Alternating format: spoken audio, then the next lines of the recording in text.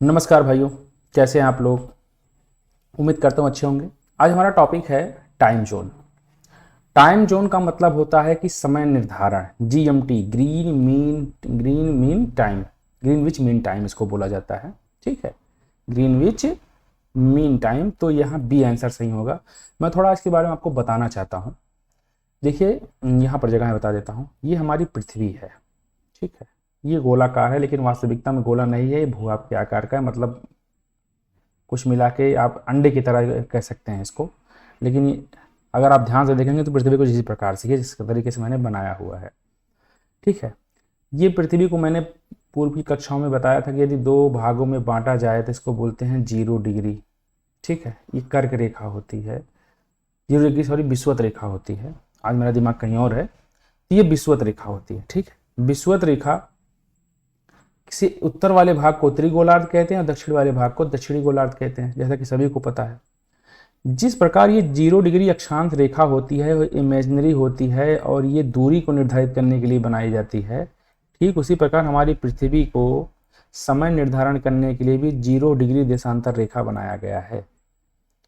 और जब टाइम और दूरी मिल जाती है कहीं पर, या टाइम स्पेस को कहा जाता है, स्पेस का मतलब दूरी होता है, टाइम और स्पेस कहीं अगर आपको मिल जाता है तो वो एक्चुअल आपका जो फैक्ट जो है स्थान होता है, पोजीशन होता है, आपको पता चल जाता है। तो आपका ओरिजिनल पोजीशन पता करने के लिए टाइम और स्थान का एक ग्रिड बनाया गया। इस ग्रिड को क्या कहते हैं? Longitude and latitudinal grid. ठीक है, और इसी के माध्यम से आपकी जो है स्थिति को पता लगाया जा सकता है। और ये दोनों काल्पनिक रेखाएं होती हैं, मैंने पूर्व कई कक्षाओं में इसको बताया हुआ है। तो यहाँ पर अब लंदन से ग्रीनविच मीन टाइम को 0 डिग्री इमेजिनरी मानकर बनाया गया था और कहा यह गया कि लंदन से पूर्व की तरफ आप जाएंगे तो ये पूर्वी गोलार्ध मान लिया जाएगा। ठीक है, और ये पश्चिम की तरफ जाएंगे तो पश्चिमी गोलार्ध मान लिया जाएगा। तो मैंने आपको बताया था कि भारत पूर्वी गोलार्ध का देश है। ठीक है, अब आप एक चीज और बताना चाहता हूं कि आप पूर्व से पश्चिम से पूर्व दिशा में यदि आएंगे तो समय जो है वो जुड़ेगा।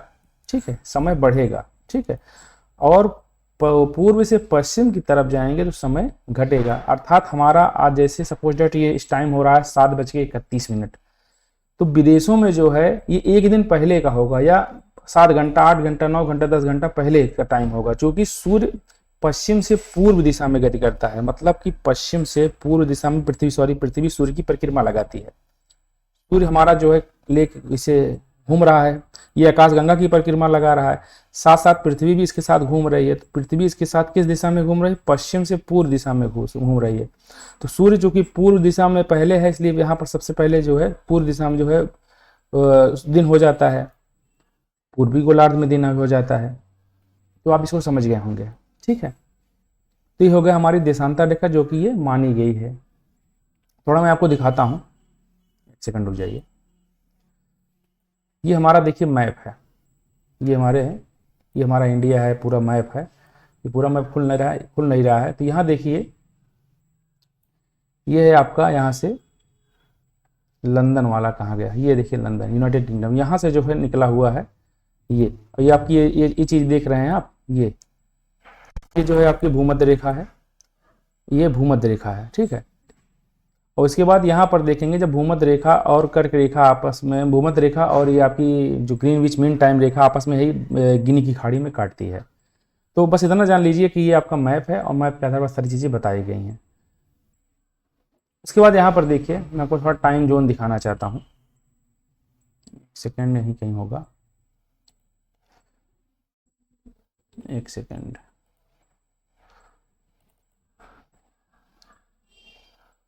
इसमें समझना बहुत ज़रूरी है, यदि आप समझ नहीं पाएंगे तो दिक्कत होगी। ठीक है, तो मैं आपको, मेरा लक्ष्य एक समझाना है, समझ कर ही हम आगे बढ़ें।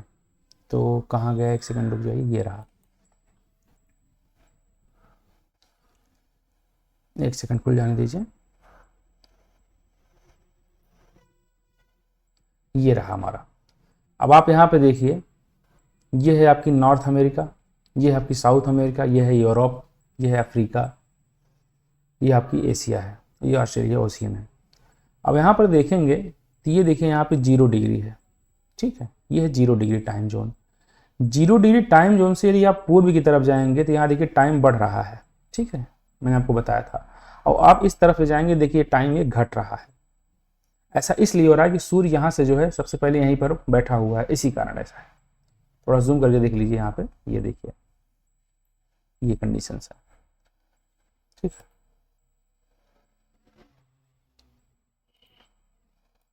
तो आई होप ये समझ गए होंगे आप।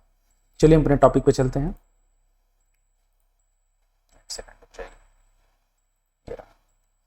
तो ये हमारा जो है, आप ग्रीनविच मीन टाइम को आप समझ गए होंगे। आपको चीज़ और बताना चाहता हूं मैं कि ये जो 0 डिग्री आप देख रहे हैं, आपको पता होगा कि एक गोले में, पूरा एक गोला होता है, उसमें 360 डिग्री का कोण बनता है। तो पृथ्वी को एक गोला माना गया है। तो यहाँ पर 360 डिग्री जो है अक्षांश माने गए हैं, देशांतर माने गए हैं। पृथ्वी को जिस, आप कोई गोला ले लीजिए, उसमें कितने डिग्री का कोण बनता है, तो आप कहेंगे 360 डिग्री का कोण बनता है। ठीक उसी प्रकार हमारी जो पृथ्वी है उस पर कितने डिग्री देशांतर बनेगा, तो 360 डिग्री देशांतर बनेगा। और हर देशांतरों के बीच की दूरी जो होती है 111.5 या 6 के समथिंग होती है, ठीक है। अक्षांशों के बीच की दूरी एग्जैक्ट 111 होगी, लेकिन इसमें थोड़ा ज़्यादा होता है, ठीक है। और इसमें दूरियाँ जो होती हैं लगभग बराबर होती हैं। इस चीज़ मैं आपको और बताना चाहता हूँ कि जैसे सपोज डेट ये 0 डिग्री है, ठीक है, ये ग्रीनविच मीन टाइम है, लेकिन इसके पीछे जो आपका बनेगा, सपोज देखिए, हाँ मैं आपको थोड़ा बताता हूँ। ये है हमारी पृथ्वी का एक तरफ, ठीक है, इसको बोलते हैं 0 डिग्री। लेकिन ये जब 0 डिग्री दूसरी तरफ पृथ्वी का बनता है, जिसको हम कहते हैं समय रेखा, ठीक है, ये समय रेखा होती है। और समय रेखा इस प्रकार नहीं है, समय रेखा कटी फिटी है, ऐसी है कुछ, ठीक है। तो अभी हम आगे बताएंगे तो क्लियर हो जाएगा। जीएमटी को पूर्ण रूप से ग्रीनविच मीन टाइम कहते हैं। ग्रीनविच मीन टाइम का अभिप्राय उस समय से है जो ग्रेट ब्रिटेन की मानक समय रेखा है। मानक समय रेखा ग्रेट ब्रिटेन को ही क्यों माना गया भाई, उस समय वो लोग आगे थे, तो उन्होंने अपने आप को मानक मान लिया कि हमारे यहाँ से समय शुरू होगा, हमारे यहाँ समय अंत होगा। इंग्लैंड के निकट शून्य देशांतर पर स्थित ग्रीनविच नामक स्थान से गुजरने वाली काल्पनिक रेखा को प्राइम मेरिडियन या शून्य देशांतर कहते हैं। प्राइम मेरिडियन, शून्य देशांतर। ये देखिए आपका ब्रिटेन है, तो यहाँ पर ये आपका 0 होगा, ठीक है, तो इसे हम कहते हैं प्राइम मेरिडियन। अब इस तरफ आप पूर्व की तरफ जाएंगे तो टाइम जो होकर जुड़ जाएगा, और इस तरफ जाएंगे टाइम घटना स्टार्ट हो जाएगा। मतलब यहाँ पर दिन जो होगा एक दिन पहले होगा, यहाँ पर एक दिन बाद में होगा। इसी देशांतर रेखा के समय को सभी देशों में मानक मानते हैं। भारत की 82.5 डिग्री पूर्व, अब यहाँ से भारत जो है 82.5 डिग्री पूर्व का समय भारत का मानक रेखा माना गया है, ठीक है। बीचों बीच से होकर गुजर, यहाँ से 5 राज्यों से होकर गुजरता है। पूर्व यामोत्तर या मानक माध्यान्ह रेखा माना जाता है। यह रेखा पर वर्णित स्थानीय समय दूसरे को पूरे देश की स्थानीय मानक माना जाता है। यह 5 राज्यों में उत्तर प्रदेश, मध्य प्रदेश, छत्तीसगढ़, उड़ीसा और आंध्र प्रदेश से जाता है। हमारा मानक समय ग्रीनविच मानक समय से 5.5 घंटा आगे है, ठीक है। 149 नंबर क्वेश्चन देखते हैं। भारतीय मानक समय रेखा या ग्रीनविच माध्य समय जीएमटी से कितना आगे है, तो 82.5 डिग्री होती है। आपको पता होगा, मैं आपको थोड़ा बता देता हूं कि 24 घंटे में यदि पृथ्वी 24 घंटे मूव करती है, परिक्रमण करती है अपने स्थान पे, एक परिक्रमण जो है वो 24 घंटे में पूर्ण कर लेती है, तो 360 डिग्री का कोण बनाएगी कि नहीं बनाएगी भाई? 360 अच्छा 360 डिग्री कोण बनाएगी। अब इसको आप काट लीजिए, ये डिग्री हो गया, ठीक है। तो 12 दूनी 24 और 12 तिहाई 36, ठीक है, यहाँ हो गया 30 डिग्री, या 2 एकन्नम 2, तो 1 हावर में ये हो गया कितना, 15 डिग्री। 1 हावर में 15 डिग्री हो गया, ठीक है। अब यहाँ पर टाइम दिया है 5 घंटा, और आधे घंटे में तो 7.5 मिनट होगा, तो 1 हावर में जो होगा 15, 5, अब देखिए यहाँ पर देखिए 5 घंटे, 5 से 1/2 घंटा है, तो 5 घंटे को आप करेंगे 5 कर लीजिए यहाँ, और धन 1/2 कर लीजिए, ठीक है, यही तो हुआ ना।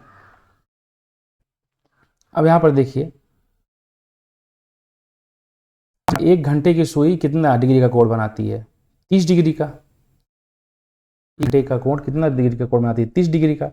भाई देखिए 2 हावर्स जो होगा कितना होगा, मैं आपको 24 हावर्स में देखिए यहाँ पर 360 डिग्री का, तो 12 दूनी 24, 12 तिहाई 36, तो यहाँ 30 डिग्री होगा। एक हावर में 15 डिग्री कोण बनाती है, ठीक है, एक हावर में 15 डिग्री का कोण बनाती है। कहाँ यार गड़बड़ी कर रहा हूँ, एक सेकंड रुक जाइए। 5.5 घंटे है, सॉरी, इस पे तो हमको करना ही नहीं यार, हम इस पे अनासे एलेबरेट करना है। तो 1 डिग्री, एक हावर में 15 डिग्री का कोण बनाती है। अब देखिए यहाँ 82.5 डिग्री है, ठीक है, 82.5 डिग्री, आज मेरा दिमाग सही नहीं है, ठीक है। अब यहाँ देख लीजिए 82.5 डिग्री का मतलब हो गया ये कि 1 डिग्री में, अब यहाँ पर देखिए 15 डिग्री का कोण यहाँ पर बनाती है, एक हावर में जो होगा 15 डिग्री का कोण बनाती है। तब यहाँ एक सेकेंड और देख लीजिए, एक हावर में जो है कितना घंटे का, 60 घंटे का होता है, ठीक है, 60 मिनट होता है, ठीक है, यही तो होता है एक हावर में 60 मिनट, ठीक है। तो 15 डिग्री हो गया, 15 डिग्री में 60 मिनट हो गया, 15 चौका 60, 1 डिग्री में कितना हुआ, 1 डिग्री में हो गया 4 मिनट, ठीक है। अब यहाँ 82 डिग्री है, तो यहाँ पर गुणा करा लीजिए, 82 गुणे 4 धन 1/2 गुणे 4, ठीक है। अब 82 गुणे 4 करेंगे तो 4 दूनी 8 हो गया, 4 दूनी 8 और 4 8 32, ये हो गया 328 और 2 1 2, 2 दूनी 4, 2 मिनट ये हो गया, ठीक है, 2 मिनट ये हो गया, ये हो गया आपका 330 मिनट, ठीक है, 330 मिनट हो गया।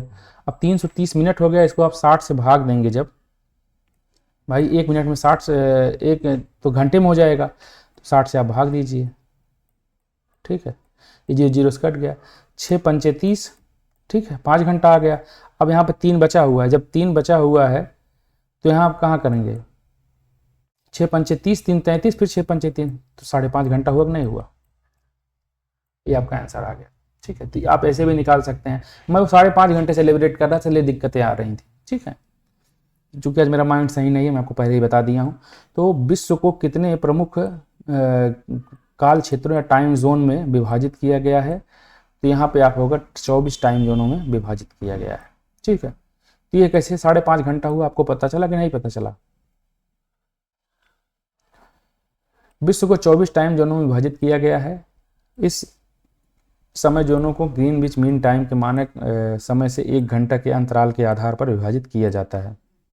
ग्रीनविच मीन टाइम को का अभिप्राय उस समय से है जो ग्रेट ब्रिटेन के मानक समय से है। इंग्लैंड के निकट शून्य देशांतर पर स्थित ग्रीनविच नामक स्थान से गुजरने वाली काल्पनिक रेखा को प्राइम मेरिडियन या शून्य देशांतर कहते हैं, और इसी देशांतर रेखा को समय को भी हम देश मानक समय मानते हैं, ठीक है, जिसका मानक समय मानते हैं। मतलब कहने का मतलब ये है कि भाई ब्रिटेन से ही सारी चीज़ें स्टार्ट हुई हैं समय, और आपको मैंने पहले ही बताया था कि अक्षांश और देशांतर दोनों काल्पनिक रेखाएं होती, ठीक है।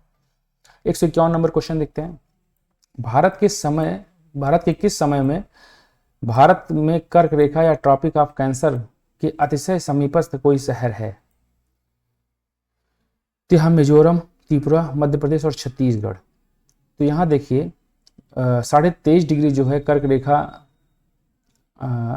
कोई शहर है, तो मिजोरम से भी जो है जाती है। इसमें लिखा है कि भारत के किस राज्य में भारत में कर्क रेखा ट्रॉपिक ऑफ कैंसर के अति समीपस्थ कोई शहर स्थित है? तो यहाँ होगा आंसर बी होगा, मध्य प्रदेश। क्योंकि आपको ये भी जो है कर्क रेखा से गुजरता है, ये भी गुजरता है, ये भी गुजरता है, मध्य प्रदेश करीब से होकर गुजरता है, ठीक है, करीबस्थ पूछा है। तो 23.5 डिग्री उत्तरी अक्षांश को कर्क रेखा कहते हैं, या भारत के मध्य से होकर गुजरता है, या भारत के कुल 8 राज्यों से होकर गुजरता है, यही बताएंगे, देख लीजिए। ये देखिए आप, भोपाल मध्य प्रदेश में 23 degree 18 minute, Jabalpur Madhya Pradesh 23 degree 11 minute, Ujjain Madhya Pradesh 23 degree 9 minute, Ranchi Jharkhand में है 23 डिग्री 21 मिनट है। आपको मैं थोड़ा बता देना चाहता हूँ, इसमें से आप समझ लीजिएगा। ये है हमारी पृथ्वी 0 डिग्री, भारत जो है हमारा यहीं कहीं है। 8 डिग्री 4 मिनट से 37 डिग्री 6 मिनट तक ये इसका पूरा देशांतरी विस्तार है। कर्क रेखा बीचों बीच से गुजरती है, 23.5 डिग्री कुछ आसपास यहाँ पर है, ठीक है, 23.5 डिग्री है यहाँ पे। अब आपको पता होगा कि यदि कर्क रेखा के चाहे इस तरफ हो या इस तरफ हो, यदि कर्क रेखा के आप नीचे तरफ जाएंगे तो ये 23 डिग्री जो हो जाएगा 22 डिग्री में कन्वर्ट हो जाएगा, फिर 21 डिग्री में कन्वर्ट हो जाएगा, नीचे की तरफ आएंगे। ऊपर की तरफ आएंगे तो एक 23 degree 11 minute, 23 degree 12 minute, 23 degree 13 minute, ये हो जाएगा।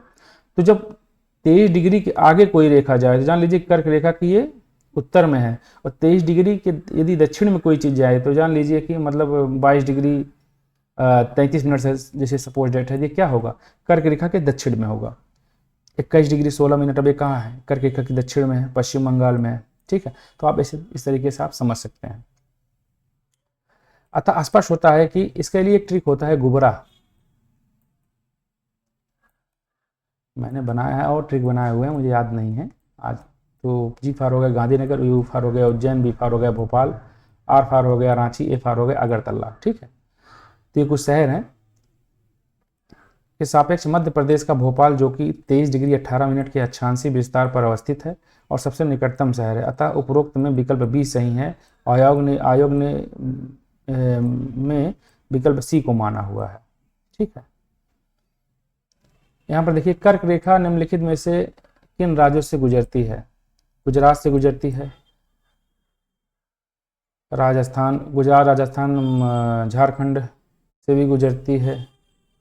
देखिए मैं आपको बताता हूँ कर्क रेखा किससे किससे को गुजरती है।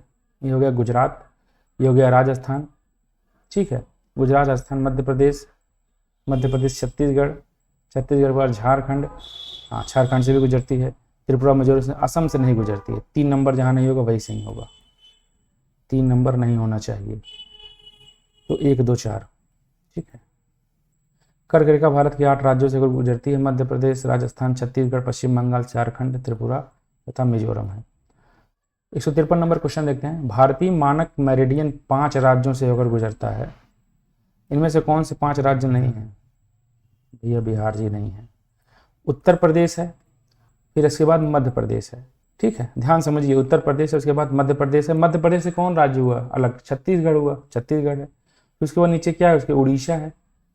ठीक है, उत्तर प्रदेश, मध्य प्रदेश, छत्तीसगढ़, उड़ीसा।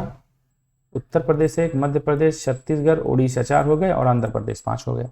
ठीक है, भारतीय मानक समय रेखा IST की स्थापना 1 सितंबर 1947 को हुई थी, जो प्रयागराज इलाहाबाद के निकट नैनी से होकर गुजरता है।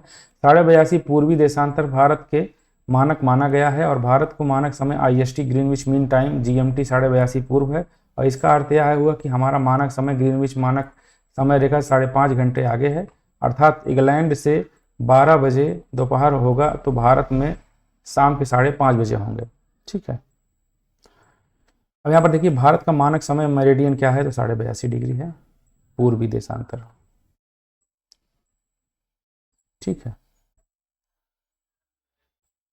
ये जनसांख्यिकीय प्रवास है, देख लेते हैं इसका क्या है, उसके बाद फिर हमारा कल का टॉपिक जो होगा वो भारतीय अर्थशास्त्र होगा।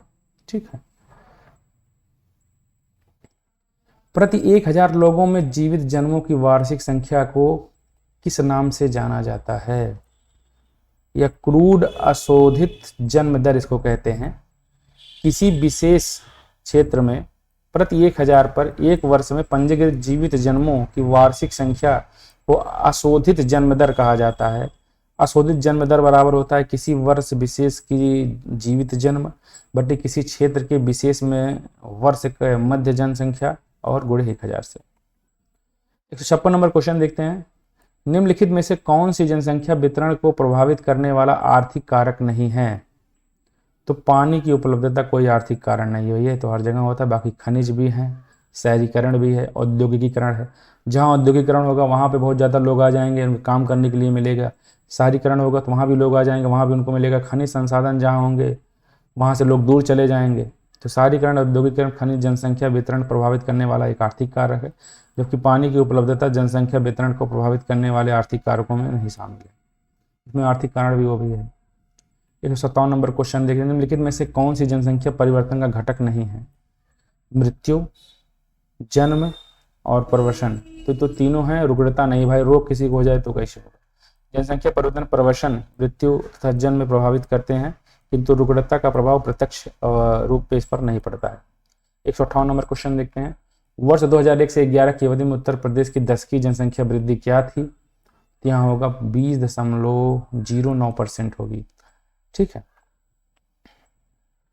2001 से 11 की अवधि में उत्तर प्रदेश की 10 की जनसंख्या वृद्धि 20.22% थी, जबकि देश की जिसकी जनसंख्या 17.7% थी। ठीक है। 10 साल में कितनी जनसंख्या वृद्धि हुई है? ये पूरे भारत में 17.7% और उत्तर प्रदेश में 20.909 बताएं, 20.22 कहीं कहीं दे देते हैं।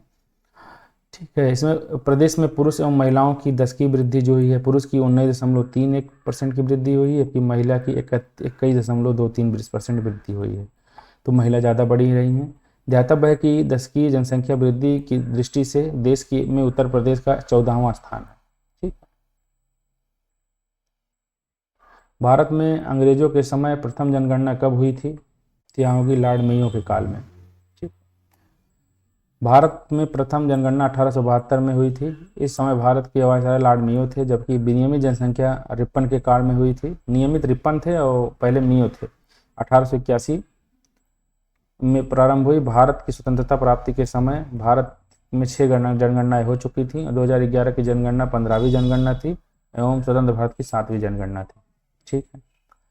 160 नंबर क्वेश्चन देखते हैं। 2011 की जनगणना की अंतिम आंकड़ों के अनुसार भारत की जनसंख्या का कितना प्रतिशत उत्तर प्रदेश में रहता है? तो यहाँ हो जाएगा आंसर डी, 16% से एबव होगा। जनगणना 2011 के अंतिम आंकड़ों के अनुसार जनसंख्या का 16.49% जो है उत्तर प्रदेश में रहता है, जबकि 30 अप्रैल 2013 की जनगणना 2011 में अंतिम आंकड़े जारी किए गए थे। इसके अनुसार भारत की 16.50% उत्तर प्रदेश में रहती है। ठीक। 2011 की जनगणना के अंतिम आंकड़ों के अनुसार उत्तर प्रदेश की कुल जनसंख्या 2011 1 से 11 की 10 की वृद्धि कितनी हुई थी? तो 20.09 के आसपास हुई थी। ठीक। इसको मैंने अभी पढ़ा था। 162 नंबर क्वेश्चन। राष्ट्रीय जनसांख्यिकी नीति 2000 का लक्ष्य है जनसंख्या को स्थिर स्थिति पर लाना। तो कब तक लाना? तो 2045 तक।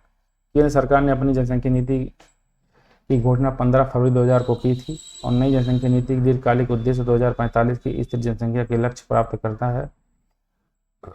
ठीक है। स्थिरता का मतलब आर्थिक पर्यावरणीय दृष्टि से आप जो है इसको आगे डेवलपमेंट करिए और स्थिरता आ जाए। तो बस आज के लिए इतना है। कैसे लगी क्लास आप बताइएगा। मैं थोड़ा परिवर्तन करने का प्रयास किया, कोशिश करूंगा कि अगली बार मैं पावर पॉइंट पर चीज़ें लेकर के आऊँ।